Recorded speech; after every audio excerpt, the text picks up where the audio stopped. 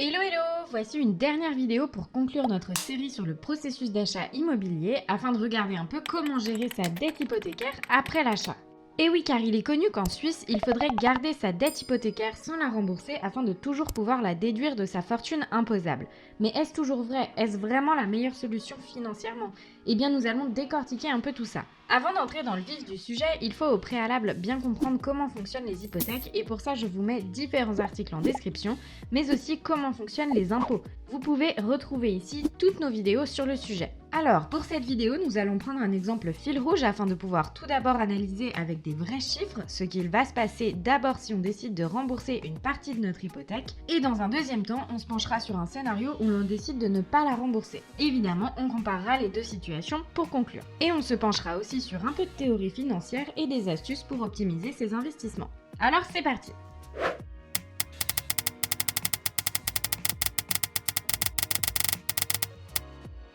En Suisse, et à l'inverse de la plupart de nos pays voisins, lorsque l'on emprunte pour acheter sa résidence principale, une résidence secondaire ou encore pour investir dans l'immobilier, ce n'est pas un simple crédit qui devra être remboursé sur une période de temps donnée, c'est un prêt qui peut être infini car les banques suisses gardent en garantie la valeur de votre bien. Elle peut, si vous ne respectez pas les conditions du prêt, forcer la vente et récupérer une partie ou la totalité de l'argent qu'elle vous a prêté pour l'acheter.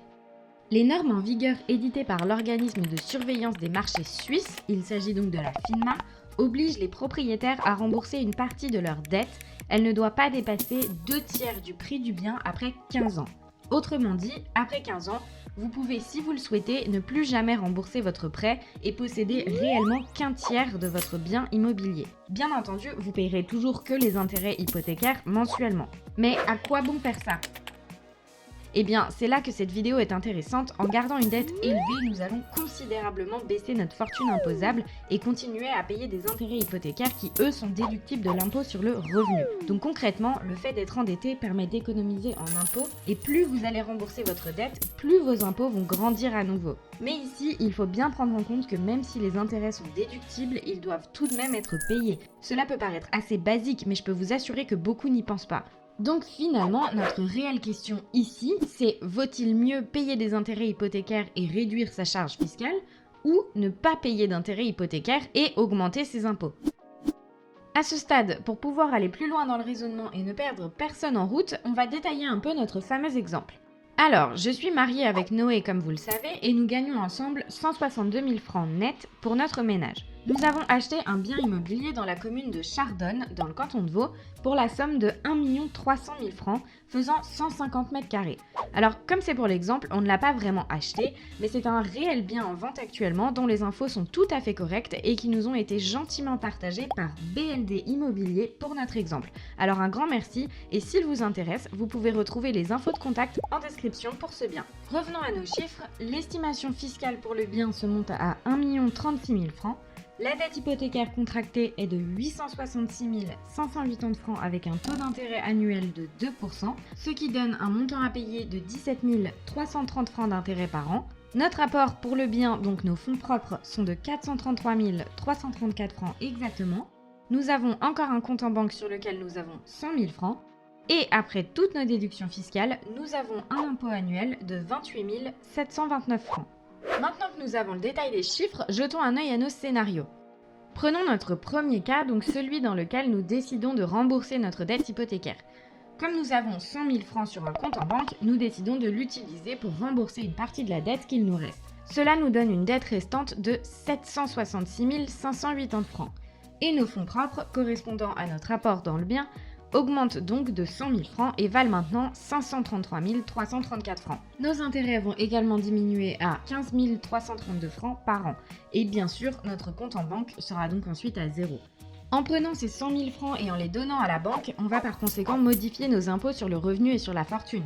Et oui, au niveau de la fortune, nous allons retirer 100 000 francs de nos comptes en banque et en contrepartie réduire notre dette de la même somme. Le résultat est finalement nul. Et au niveau des revenus, comme nos intérêts hypothécaires seront plus bas, la déduction qui va avec sera également plus basse, donc notre revenu imposable va augmenter en conséquence, mais aussi nos impôts évidemment.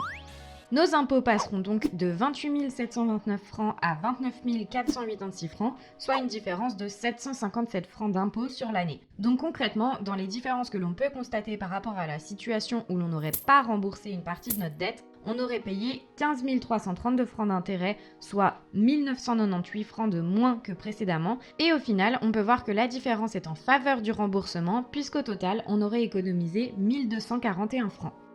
Maintenant qu'on a vu ça, regardons un peu de théorie.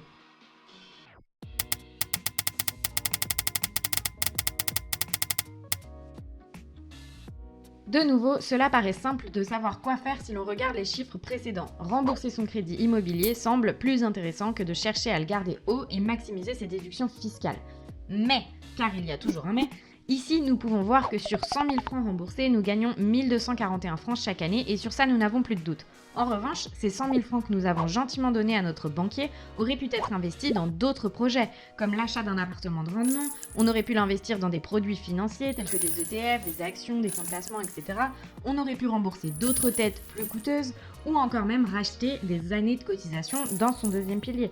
Conclusion, si vous ne souhaitez pas investir les 100 000 francs qui dorment sur votre compte et qu'ils resteront là pour sûr, alors profitez-en pour réduire votre dette, réduire vos intérêts annuels et malheureusement augmenter un peu vos impôts, mais on a vu que ça valait le coup quand même. Maintenant, si vous êtes quelqu'un qui aime investir et faire fructifier son argent, alors si vous pensez pouvoir générer un rendement supérieur à 1,2% qui correspond au rendement gagné dans cet exemple, je vous conseille de ne pas rembourser votre banquier. Il s'agit de ce que l'on appelle le coût d'opportunité. Dans cette vidéo, nous avons pris un exemple bien précis et relativement simple. Il vous faut refaire cet exercice avec votre situation et trouver où se situe votre seuil de rentabilité et donc à partir de quand ne pas rembourser votre dette devient plus intéressant pour vous et comparer ce taux à vos possibilités d'investissement. Maintenant, jetons un œil à quelques astuces pour mieux appréhender cette question et vous donner quelques pistes sur les options possibles. Pour cela, penchons-nous sur quelques notions bien précises. Parlons du taux sans risque. Concrètement, il s'agit de placements garantis via l'achat d'obligations. C'est un investissement qui permet de prêter de l'argent à de très grandes entreprises ou des États généralement, et en contrepartie, cette institution vous rémunère. Si les taux sans risque sont plus élevés que votre coût d'opportunité, il n'y a finalement pas lieu de se poser la question, gardez votre dette haute et prêtez cette somme contre un revenu annuel. Ensuite, on a la notion de stabilité financière. Il n'est pas rare d'arriver à un moment de sa vie où le budget, aussi large soit-il, doit être prévisible, par exemple pour l'arrivée d'un enfant, une pause dans sa carrière ou encore pour la retraite. Lors de ces périodes, il est toujours préférable de limiter au maximum les dépenses sans chercher à prendre de risques. Rembourser sa dette permettrait donc dans ces moments-là de diminuer sa charge tout en diminuant également les incertitudes. Et on a le niveau des taux d'intérêt. Et oui, plus le taux d'intérêt que la banque applique à votre crédit est haut, plus le coût d'opportunité sera élevé et vice-versa. Plus les taux hypothécaires sont faibles, plus il sera simple de trouver des placements plus intéressants. Notez que nous pouvons vous accompagner pour mener des études fiscales et économiques afin de déterminer précisément ce fameux coût d'opportunité et vous conseiller sur comment tirer parti au mieux de votre dette hypothécaire une fois propriétaire. Avec ces quelques notions théoriques pour vous aider à comprendre comment optimiser votre dette hypothécaire, nous pouvons à présent conclure sur cette petite série dédiée au processus d'achat immobilier. N'hésitez pas à nous faire part de vos commentaires, je vous mets également nos infos de contact comme d'habitude si vous avez besoin de conseils et retrouvez toutes les infos en description. Allez, ciao!